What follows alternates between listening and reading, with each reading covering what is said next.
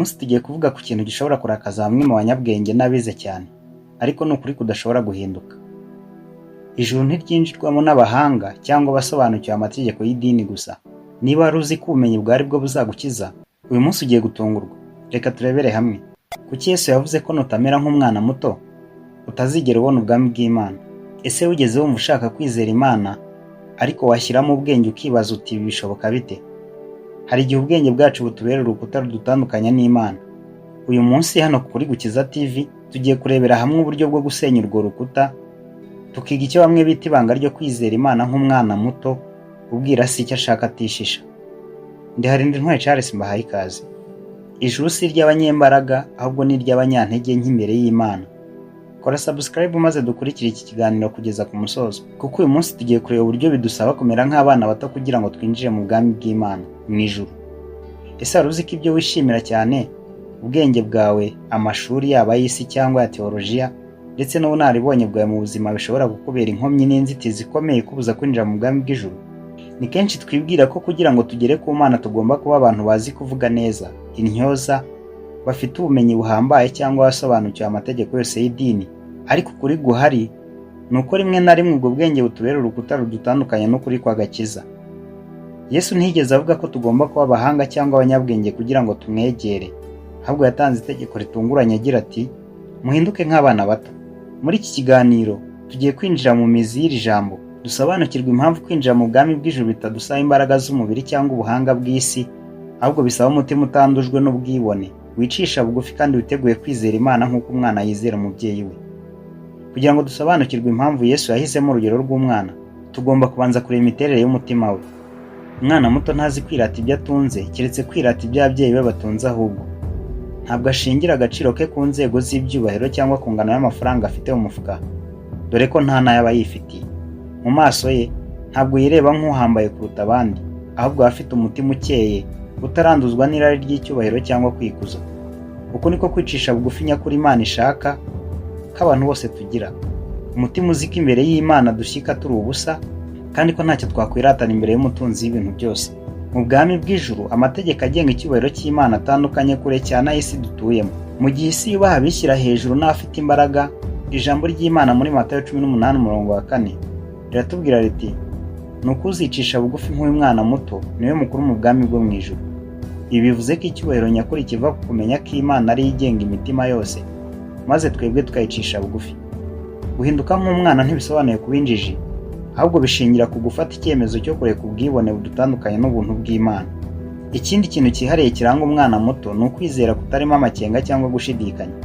Tekereza ku mwana uba ari mu maboko ya se, ntabwo amubaza niba ejo azamubonera ibyo kurya, ntabwo amubaza niba inzu bararamo izaba ikomeye, ndetse ntabwo ahangayikishwa n'umutekano we kuko aba abizi neza mu mutima we ko umubyeyi we amuri hafi kandi azamwitaho. Kuri uwo mwana ijambo rya se niko kuri kwa nyuma, kandi ntagira ubwoba bw'ejo kuko afite umubyeyi wiringirwa.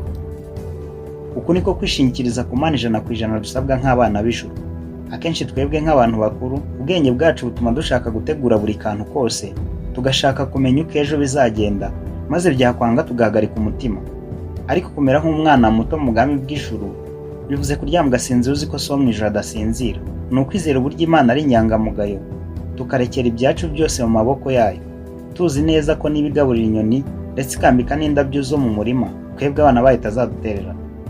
Kimwe mu bintu bikomeye bitubuza kumera nk'abana bato ni ubwibone bushingiye ku idini. Nk'uko bikubiye mu muvugo mwakunze cyane hano kuri Gukiza TV witwa idini si ijuru, tugomba kwitonda kuko amategeko n'imigenzo y'amadini akenshi bituma umuntu atangira kwiyemera. Umuntu ashobora kwibwira ko kubera ko yubahiriza imigenzo runaka, asenga cyane kurusha abandi cyangwa azi Bibiliya mu mutwe, bimugira umukiranutsi uhambaye. Ubu bwibone butuma umutima wacu wirara, tukumva ko hari icyo twihariye imbere y'Imana, bityo tukabura ya mimerere y'umwana muto uzi ko ntacyo afite cyatuma yirata. Amategeko adafite umutima w'umwana atuma twiyemeraho kwicisha bugufi.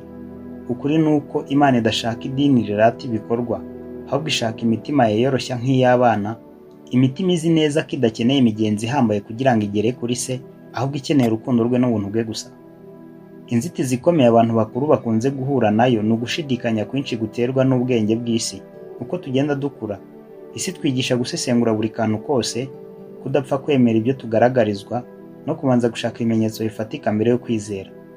mu gihe bishobora kudufasha mu mibereho y'isi, mu buryo bw'umwuka bishobora kutubera umutego.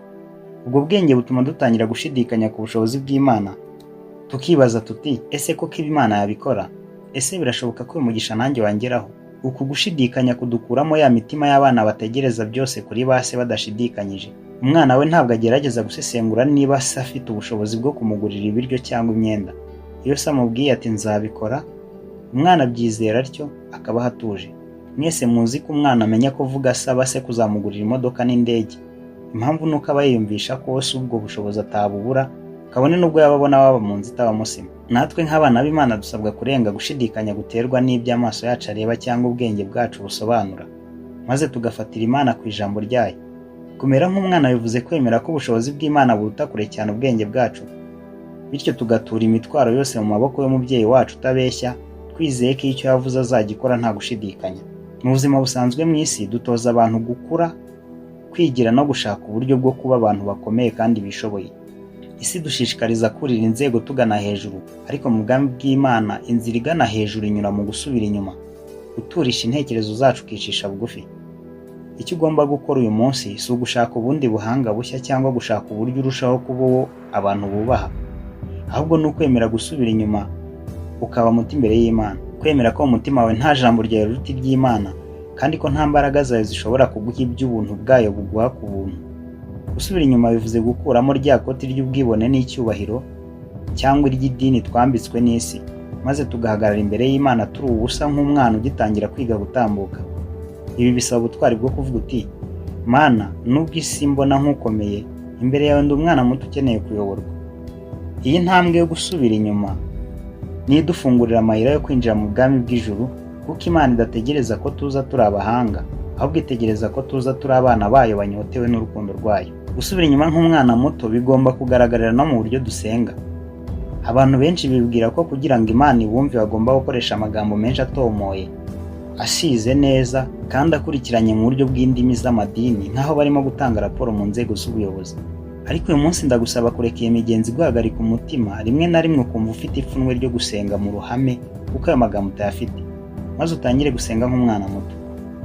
Umwana ntabanza gutegura ijambo rirerire cyangwa ngo akoreshe amagambo akomeye kugira ngo abwire se ko ashonje. Avuga gusa icyo akeneye n'umutima we wose, kuko aba azi ko umubyeyi wamwumva kandi amukunda. Saba Imana uyu munsi ukoresheje amagambo asanzwe asohoka mu mutima wawe utishisha. Yibwire byose nk'uko biri, imyizerere yawe, ubwoba bwawe ndetse n'aho wumva utagishoboye. Imana ntabwo ishakashaka ubuhanga mu masengesho yawe, ahubwo ishaka kumva ijwi ry'umwana wayo. Iyo usenze nk'umwana uba ugaragaje ko wizera Imana nk'umubyeyi wawe mwiza, kandi ko ntacyo ukeneye guhisha cyangwa ngo ugihindurire isura imbere yayo. Uko niko gusenga kwinjiza umuntu mu mwanya w'Imana, kuko ariho ukuri n'ubuntu bihura. Mu gusoza, dore ukuri gukiza tugomba gutahana.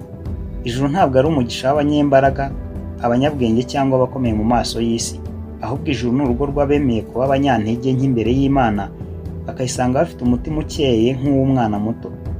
Iyo wemeye gukuramo amakoti y'ubwibone n'ibyubahiro by'idini, ukemera kwishingikiriza ku Mana 100%, nibwo uba utangiye gutambuka mu nzira y'ukuri ikugeza mu bwami bw'ijuru.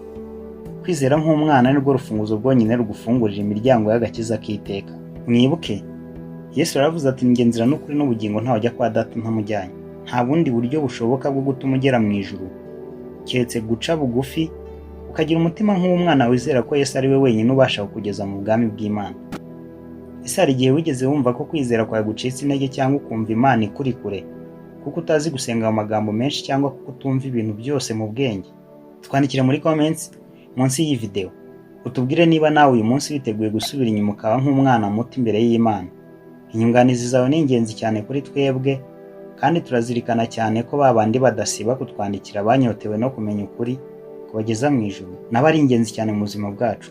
Niba nawe uyu munsi wumva ko ushaka kureka ibyo gusesengura byose maze ukayisanga ufite umutima ufunguye nk'uw'umwana, wandike muri comments utubwire uti niyemeje kwizera nk'umwana muto.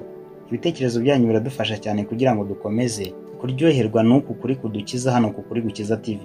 Kwandikira ubutumwa bwawe bushobora kuba n'inkunga ku wundi ugeze mu gihe cyo gushidikanya. Nibyo ikiganiro kikubatse, kanda like, usangize n'abandi iyi video, kandi niba utarabikora kanda subscribe kugira ngo utazacikanwa n'ikindi kiganiro cy'ubutaha ku Kuri Gukiza TV. Ndi Harindintwari Charles, Shalom.